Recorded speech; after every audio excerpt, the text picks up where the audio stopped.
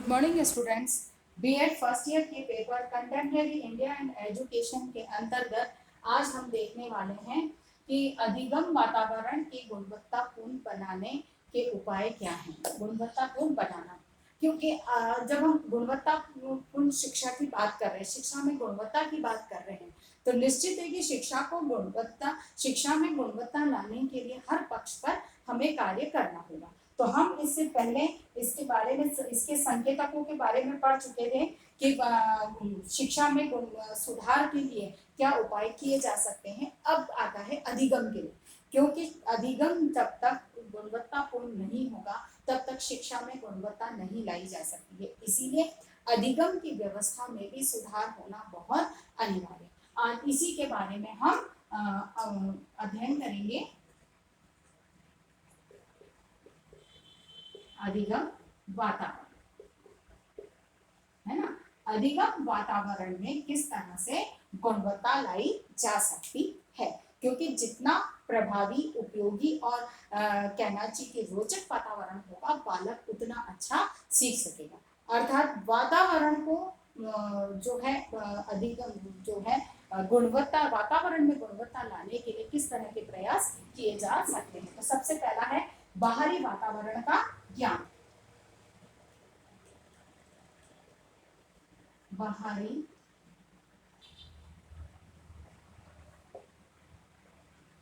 बाहरी वातावरण का ज्ञान, ठीक है ना। बाहरी वातावरण का ज्ञान बालक केवल शिक्षा विद्यालय में ही अर्जित नहीं करता है, वो बाहर भी बहुत सारी चीजें देखता है।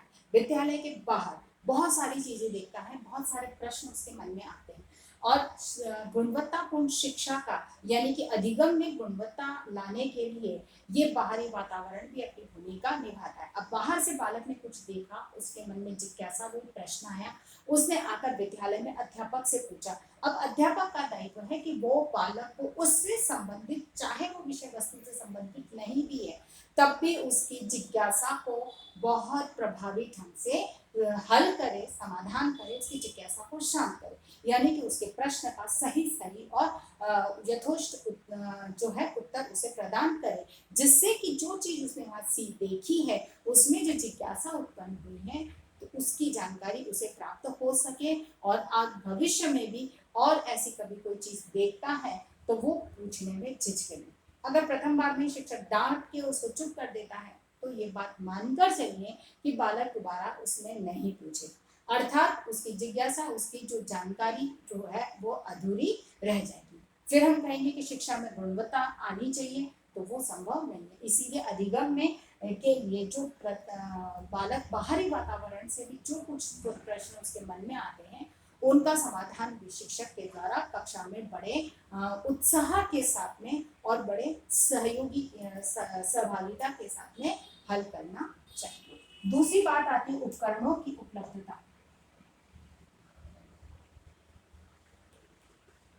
उपकरणों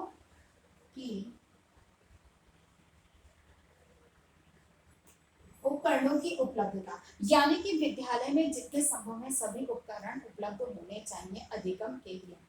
जैसे कि बालक ने कहीं कंप्यूटर देखा है, तो उस कंप्यूटर का वो उपयोग करना जानता है, या जैसे घर पे ही है, तो उसे विद्यालय में भी वो सुविधा उपलब्ध होनी चाहिए। क्यों कि जैसे मैं एक बच्चे ने घर में कंप्यूटर का उपयोग किया, कक्षा में जाकर बच्चों से बात की, दूसरे बच्चों के मन में भी उससे संबंधित जिज्ञासा। तो ऐसे ही विभिन्न प्रकार की जो नए उपकरण होते हैं, उनकी व्यवस्थाएं जितनी संभव हो विद्यालय में होनी चाहिए, जिससे कि बालक नवीन ज्ञान से निरंतर रूप से संपर्क में रहे और नवीन ज्ञान को हासिल कर सके। दूसरा है संसाधनों की उपलब्धता।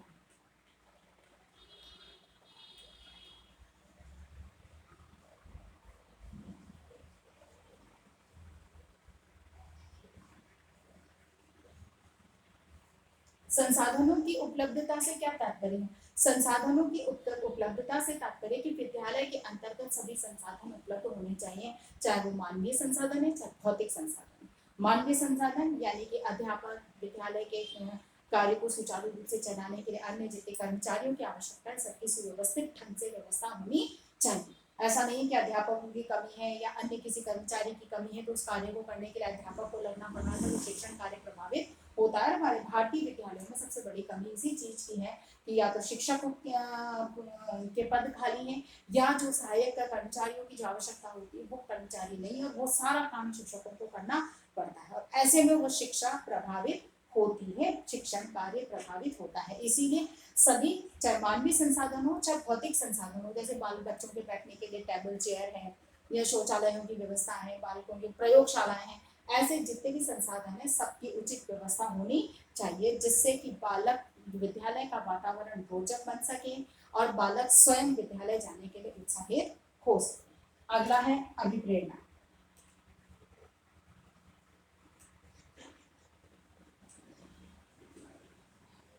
अभिप्रेरणा, विद्यालय में वातावरण अभिप्रेरणा युक्त होना चाहिए, यानी कि बालकों को मतलब दबावपूर्ण या थोपे हुए अभिप्रेरणा के माध्यम से विद्यालय नहीं बुलाया जाए कि तुम्हें आना ही है, नहीं आओगे तो ये पनिशमेंट होगा। एक अनुशासनात्मक यानी कठोरता पूर्वक वातावरण ना हो। इस तरह की शिक्षण व्यवस्था हो, इस तरह के संसाधन उपकरण आदि इस तरह से उपलब्ध हो, और वातावरण एक बालकों की सहयोगात्मक, कोई भेदभाव ना हो, एक कहना चाहिए कि बालकों के मध्य समानता का दृष्टिकोण रखते हुए एक समान वातावरण अगर विद्यालय में होता है तो बालक स्वतः ही विद्यालय आने के लिए प्रेरित होता है।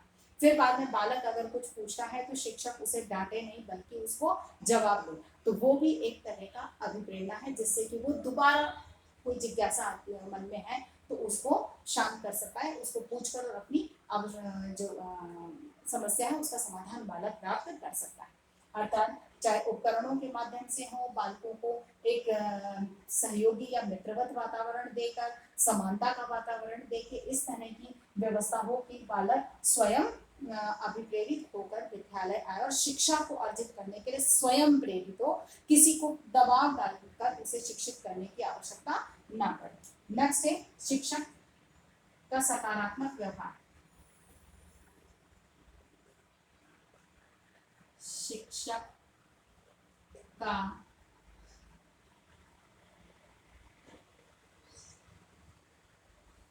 सकारात्मक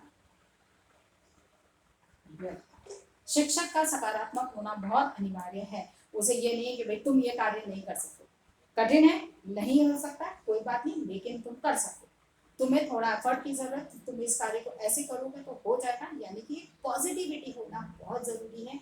इसीलिए शिक्षक और सब वातावरण, विद्यालय का वातावरण पॉजिटिव रखने में शिक्षक की महत्वपूर्ण भूमिका होती है, और शिक्षक को चाहिए कि वह स्वयं सकारात्मक रहे, नकारात्मक विचारधारा से वो कोसों दूर रहे, तभी वह बालक को भी सकारात्मक सोच विकसित कर सकता है। और जहाँ सकारात्मकता होगी, जहाँ पॉजिटिविटी होगी, वहाँ पर विकास के सभी पथ जो है रास्ते स्वतः ही खुल जाते हैं। उसके बाद में करके सीखने की व्यवस्था।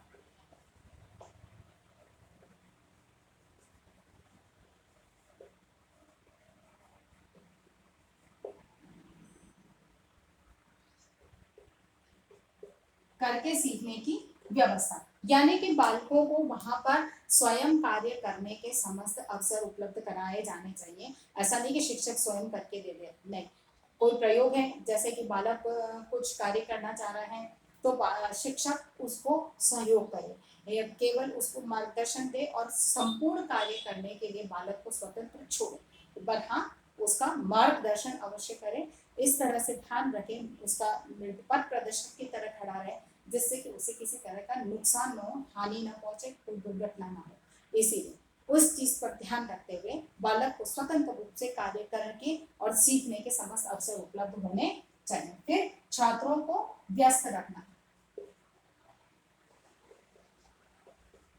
छात्रों को व्यस्त रखना यानी कि निरंतर रूप से इस तरह की कार्य या गतिविधियां कराई जाती रहे जिससे कि बालक निरंतर रूप से व्यस्त रहे। अगर व्यस्त रहेगा तो उसको एक कहना चाहिए कि अनावश्यक अनर्गल बातों में उसका ध्यान नहीं जाएगा, और वो निरंतर रूप से उसी से संबंधित चिंतन मनन करता रहेगा, जिससे कि विकास की जो प्रक्रिया है उसकी निरंतर निर्बाध रूप से आगे बढ़ती रहे। इसीलिए बालक का व्यस्त रहना अनिवार्य है। ऐसा नहीं कि काम के बोझ पर उसे लाद दिया जाए, नहीं, उसे इस तरह से व्यस्त रखा जाए कि वह अपना मनोरंजन भी कर सके और अपने कार्य के प्रति निरंतर रूप से भले चाहे चिंतन करे, उससे सामग्री को इकट्ठा कर रहा है या कुछ उससे संबंधित कोई वस्तु नजर आई तो उस पर उसका ध्यान जाए, उसके बारे में सोचे, चिंतन करें। तो इस तरह से शिक्षक प्रेरित करे कि बालक का स्वतः ही जो है ध्यान उसी अपने कार्य के प्रति समर्पित रहे, वो व्यस्त रहे। फिर व्यक्तिगत खोज।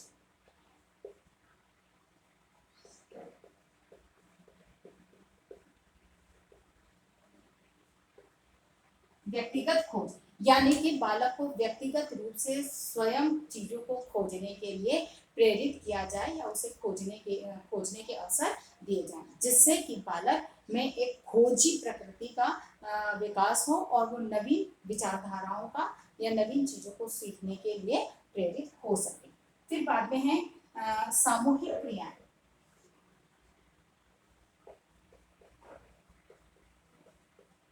सामूहिक क्रियाएं यानी कि बालकों को सामूहिक क्रियाएं की में व्यस्त रखना चाहिए, यानी कि उन्हें सामूहिक रूप से जहाँ व्यक्तिगत कार्य दिए जाते हैं वहीं पर सामूहिक समूह के बीच में भी कार्य दिए जाए, जिससे कि बालक एक सामाजिक गुणों का विकास हो सके, क्योंकि समाज में ही उसे रहना है, समाज के लोगों के साथ ही अंतरक्रिया करनी है, समाज के लोगों के साथ हर कार्य डील करना है। तो ऐसे में उसे समाज समूह के बीच में किस तरह से रहना है, कार्य करना है, इसका प्रशिक्षण उसे प्राप्त हो सके। इसीलिए सामूहिक कार्य भी उसे दिए जाए, जिससे कि वह उसमें सामाजिक गुणों का विकास हो सके। और अंतिम बात है सृजनात्मक परिस्थितियां।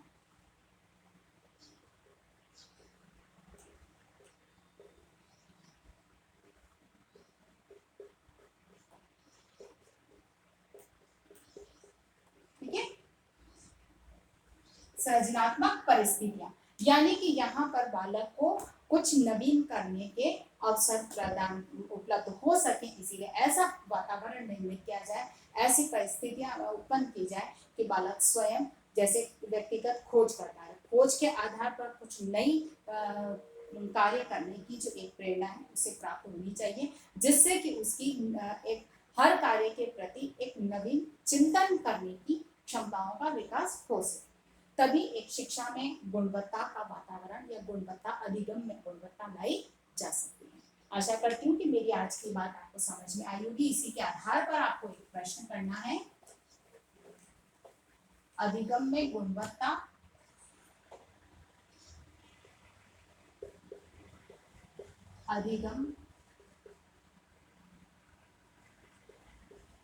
अधिगम वातावरण में गुणवत्ता लाने के लिए क्या प्रयास किए जाने चाहिए। ठीक है ना, अधिगम वातावरण में गुणवत्ता लाने के लिए क्या प्रयास किए जाने चाहिए, इस प्रश्न को आपको हल करना है। अपनी बात को समाप्त करने से पहले कोविड-19 के इस महामारी के दौर में अपने आप को सुरक्षित रखें, बहुत अधिक आवश्यकता होने पर ही घर से निकलें। घर से बाहर निकल रहे हैं तो अपने 3 बातों का ध्यान रखें, मुंह पर मास्क लगाएं, सोशल डिस्टेंसिंग का पालन करें, अपने हाथों को सैनिटाइज करते रहें। स्वस्थ रहें, सुरक्षित रहें। धन्यवाद।